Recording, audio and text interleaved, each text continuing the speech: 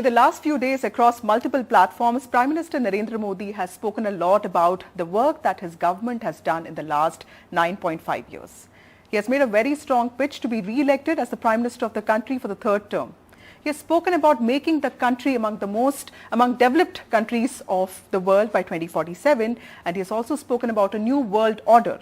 To make sense of most of these statements, we have with us a senior minister from the Modi cabinet, Mr. Hardeep Puri. Mr. Puri is the Minister for Urban Development and also the Minister for Petroleum and Natural Gas. He has been a bureaucrat in his earlier avatar. He knows governance and also the politics of governance. Thank you very much, sir, for speaking to us. I start with a very basic question. This has been on everybody's mind since the PM spoke about it on Independence Day. A developed country by 2047. That sounds ambitious. It sounds challenging. Are we on the right track? First of all, thank you very much for having me on your show. Your question goes to the heart of the 9.5 years of the Modi government. When the Prime Minister exudes confidence, and not just confidence, but comes out with a roadmap of what we will be like, let's say in 2030 and then in 2047, he's exuding that confidence based on some solid, statistical, empirically verifiable data. So this 2047 Sankalp, developed nation, is not only a realistic target, expectation, but I have been on record many a times to say that 2047 is an indicator, but we would be a developed nation even before that. Now, why do I say that? First of all, insofar as what constitutes development. Clearly, the size of your economy, your GDP, the development of various core sectors, the issue on whether the core developmental indices reflect that they have percolated down to those who are the most vulnerable members of society, and where will you stand in terms of the rest of the world. All right. Now, let me start at the basics. The economy in India today is doing well. When you talk about a 6 or a 6.5% rate of growth, that in and of itself, I think, is not unimpressive. It's pretty impressive. But what are you comparing this to? You're comparing this to other countries which have had a track record of fast growth. The United States of America, a leading economy in the world, $26 trillion or thereabouts. China, the second largest economy, anywhere around $17, $18 trillion GDP. Europe, today we've traveled from being the 10th largest economy to being the 5th largest economy. And the Prime Minister says with that same confidence that during his third term, India will be amongst the 3 largest economies in the world. That third term, you're looking at a time frame of 24 to 29. All right. Why are we so confident? We are not confident. It's the figures which are speaking. Today, if you end 2023, I'm talking about the calendar year, with a GDP of 3.75 trillion or 3.8 trillion, the 2 economies which are ahead of us in terms of GDP are the German and the Japanese economy. One is at 4.1, the other 4.3. If you are growing at 6.5%, and the other economies have either flat growth, I mean, I'm talking about, I don't want to take any names, one economy which traditionally last many years, last 5 or 10 years, has been have virtually 1% or another economy, very large economy, has had quarter on quarter decline, which is your definition for a big R. So it's not that you draw any satisfaction from the others not doing well. You merely take the existing reality and how we are going forward. How can we be confident about going forward? You look at all your consumption indices. Energy. Your energy consumption today, madam, is 3 times the global average. Okay. You look at the growth, let me just say, completely off the cuff, your automobile sector, forget that. Let me come to civil aviation. You know, even in parts of the country which had access issues, today the number of flights is way beyond, I mean, let's say J&K, way beyond what they were even in the pre-COVID times. Let me move completely away from this. That green transition that you are doing. Why is anyone therefore surprised that the Prime Minister, based on those 9.5 years, I mean, if its starting point in 2014, he had turned around and said, we will be a $5 trillion economy by 2025, you could have turned back and said, hey, wait a minute, isn't there a bit of a bravado there? But we started talking about $5 trillion economy by 2025 and a $10 trillion economy by 2030 only recently, when we saw that we had moved in the range of $3 trillion plus. So I think when the Honorable Prime Minister talks about the economy, he does so with a full understanding of what is happening on the ground, and he is also confident that this can be sustained in the coming year till the next election takes place and thereafter. Therefore, these are not predictions. These are projections based on the current reality and the trends which are evident. Mr. Puri, when we are talking about your ministries, one of the projects that the PM has often praised is the way the Parliament was built in record time. Can you share some learnings that you had from executing this project, and how was your experience? I think the first question that must have struck the Honorable Prime Minister is, why has it taken us so long to think of a new Parliament and a new set of government buildings? Buildings that were constructed in the 1920s were never designed for a newly independent India or to be the legislature of a newly independent India.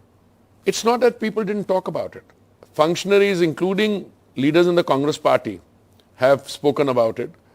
In fact, when Shrimati Meera Kumar was the speaker, her secretary wrote to the secretary in my ministry saying it's about time we got a new parliament built.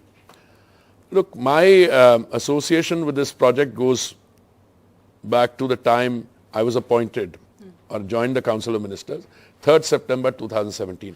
A few days after I joined, I received a huge thing to be opened by the addressee, which is me. There were large pictures of the seat of governance, many places, Washington, D.C., Australia, Brasilia, all of them. Obviously, somebody had been studying this. I have no doubt who was looking at that, who this somebody was, and had been studying and looking at what is required. Now, it's very interesting that in 2017, when I joined, I was not aware of the fact that actually in 2026, the delimitation issue will crop up. As against the current number, the number of MPs in the Lok Sabha will go up by quite a bit. So even for the current number, you don't have the sitting space. And you know, you extracted the sitting space behind the pillars, you should not be sitting. We did that. We have taken, extra air conditioning ducts. You've taken, made ducts for, and it has moved in the seismic zone. So you urgently need to refurbish that, re-strengthen, etc. So, but here is a Prime Minister who saw it well in time, and the rest is history. But I think it will rank, and I say this without any hesitation, it will rank amongst one of the most splendid and a place people will want to come and see, because it combines our historical, our legacy, culture, etc., with modernity. So when you talk about, I mean, this is about your other ministry, when you talk about inflation around fuel prices, can you explain to us what all did you do to navigate the question of diplomacy around oil, and how was the PM sort of involved in this? And in the coming days, would you see oil companies sort of like passing on their gains to common people? Well, first and foremost, let me just state upfront for you and your viewers that our energy consumption is shooting up. Today, 5 million barrels a day of crude oil we are consuming. It's likely to go up to 6.5 in the coming time. We have three challenges, or rather we had three challenges, we still have three challenges. One is availability. For a country which is dependent on imports, up to 80% for its crude oil and about 50% or so for natural gas, clearly what happens in the rest of the world is of importance to us. Second one is affordability, and the third one is sustainability. This is what I call the trilemma. Insofar as availability is concerned, I think yes, we were able to diversify our sources of supply, which were at 27 earlier, to 39 now. We have been absolutely flexible, without hesitation. If we could buy crude cheaper somewhere or more readily somewhere, we use the market card, because we also realize that we have that advantage. Let me give you an example. When the military action took place, Russia-Ukraine, in February 2020, we bought hardly any oil from the Russians. I think, if memory serves me right, 0.2% or so only. That suddenly changed, and we started buying more and more and more oil. Now, of late, last 2-3 months, that has become less. We are buying more oil from Iraq, more from the UAE. Oil purchases are not undertaken by the government. It's not that the ministry gets in and buys the oil. There are private sector players, and there are what we call the OMCs, or oil marketing company. All of them have one thing in common, that they want to access the maximum amount at the cheapest price. So they will follow, they will issue tenders, and whoever applies, they will get it. The government has an important role to play, because if the international prices, which went up from $19.56 for a barrel in when the lockdown was complete, there was no consumption, then it shot up to $120. Now, if there's such a variation, there will be winners and there will be losers. The winners, those who produce the oil, obviously they'll be very happy the price has gone up.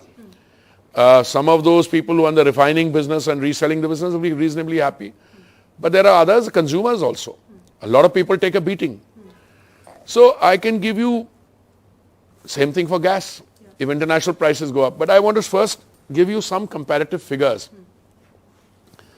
I always believe that comparisons have to be amongst roughly similarly placed countries, etc. But what did the government do? On two occasions, November 2021 and May 2022, the central government, largely the Prime Minister with others, joining in. I'll tell you why I mean the other. We reduced the excise on petrol and diesel on two occasions. The BJP ruled states also brought down the VAT that they charge. Okay. Now, if you see the prices between different in Guwahati, now I'm comparing July 23 to July 23. Okay. Because, we are now in August, so July month, we are 16 days or so into August. Guwahati petrol was retailing at 98 rupees, 3 paise. In Kolkata, it was retailing at 106 rupees and 3 paise, difference of 8 rupees. Between Gandhinagar and Jaipur, the difference was 96.63 in Gandhinagar, 108.48 in Jaipur. Difference of 11 rupees 85 paisa. Vasudha ji, I tell you another thing. You don't buy 1 liter of petrol. Depending on the vehicle that you use, your tank may be 30 liters or it may be 50 liters or even more. Just imagine if it's a 50 liters tank and the difference in price per liter is 11 rupees 85 paisa. 50 multiplied by 11.85, that's a sizable difference. I will come now to diesel. I'll give you one example. In July 23 comparison period, Imphal, 87 rupees 15 paise, diesel per liter. Hyderabad, 97 rupees 82 paise. Difference of 10 rupees 67 paise. Again, I put that same multiplier. Then in other words, if you go into one of these states and you have a capacity of 50, I mean, out of a sizable amount of money, it may not affect the very well-to-do. Gandhinagar and Amravati, 7 rupees 23 pice difference. 92.38 in Gandhinagar and 99.61 in Amravati. Okay. Now, I am just going to go away from that. I come to country comparison. What is the increase that took place between June 21 and June 23? I'm taking a 2-year period. India, the increase was 2.36%. All right? Okay. Let me give you some countries in India's immediate neighborhood. Pakistan, 50.83% increase. In Sri Lanka, 79.61% increase. Nepal, 42.39% increase. USA, 30.15% increase. Canada, 24.17% increase. Let me go to diesel now, very quickly. In increase, ours is 4.97%, Pakistan 40.81%, Bangladesh 50.11%, Sri Lanka 130.65%, Nepal 46.35%. Just compare it with USA, 29.31%. All right, you can turn around and say, well, countries are placed in different circumstances. One country they can afford, it doesn't matter. I'm not going into that. I'm taking the same country for the same period. In other words, if there was an affordability in June 21, it doesn't change very much in June 23. Look at the percentage changes. So I make the submission to you, madam, that we were able to ensure availability. At no time in the last few years have we allowed any form of shortage, including during the torrential rains in the northeast. Our oil marketing company, their people carried cylinders on their shoulders and delivered them in the heavy rain. Affordability, I gave you the statistics. Availability, affordability, and sustainability is the best story. Our biofuel percentage is going up. The work we are doing on CNG is showing results. CBG, we are not only now doing ethanol production from the traditional feed, which is sugar, maize. We are also going into 2G. 2G means making it from agricultural waste.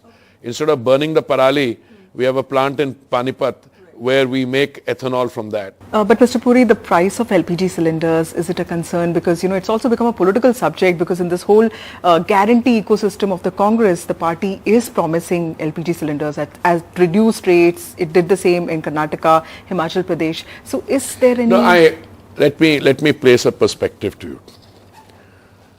When we talk about affordability, which means we are subsidizing, okay? A subsidy on gas cylinders, even at any given point of time, including today, is not less than 9,000-10,000 crores per year, maybe a little less or maybe a little more. What is involved in this? Our companies took, during this period, they incurred a loss of 28,000 crores. So we reimbursed 22,000 crores to them. That is our style of doing it. We take the rap, we take the consequences, and then we do it. There's another style of doing this, which is the current Reverie brand of politics. You promise. Now you might reach a stage, I won't name the state, where anybody will pay anything for electricity. But where is the money going to come from? The Congress, during the years that they were in power, 2004 and 14, very interestingly, they were faced with a problem like this. So what they decided to do, they decided to float oil bonds. So I think the oil bonds were 1,41,000 crores. And you know how much we're paying back now? 3,50,000 crores. So the submission I make to you is it a political issue? Well, I'll tell you, the guy who came in wearing a har of tomato, so, you know, it's a graphic thing. So I joked with him. I said, oh, cylinder bhi gale mein dal ke le aate. He knew I was pulling his leg. But seriously, government will make all efforts, including bringing the price of the gas cylinder down. We are already providing one subsidy of 200 rupees per cylinder. But more than that, do you know during the pandemic, the government supplied 3 cylinders free. That's why, and cylinder consumption including amongst, and these are only for economically weaker section and those who live below the poverty line. The consumption has gone up from 3 cylinders to 3.71 cylinders, and 4 cylinders is what an average consumption should be. I take your point. Gas cylinder prices, it will depend on the global situation. Obviously, the price is going up, but I am very confident that we've navigated this well, and even the time to come also, that the government is seized of it and they will receive. But we will do it in a responsible manner. Some of the others who are promising relief actually are not being able to pay up. Absolutely, sir. My second last question to you. We are talking about the opposition. Tell us, what do you feel about this INDIA alliance? Aam Aadmi Party and Congress have already started showing some disagreements, especially with regard to Delhi and Punjab. Tell us, do you really think that these opposition parties have the potential in them to sort of put forward a formidable opposition to the BJP? No, I would forget about a formidable opposition. I have a very simple take on this. Most of them, if you analyze their, recent history, the Aam Aadmi Party is a relative new arrival. It's a political startup. Where were they born? They were born out of a agitation against entrenched corruption. Right. So today they want to get into bed with somebody whom they defined as entrenched corruption. That is something they will have to respond to. My own take is they will collapse under the weight of their own contradictions and the corruption which goes with it. Now the TMC is unlikely to be happy to be in alliance with the Congress or the CPIM in West Bengal. And the Congress, as you say, madam, is not likely to be happy, or the Aam Aadmi Party happy with each other in Punjab and in Delhi. And I can go on giving these examples.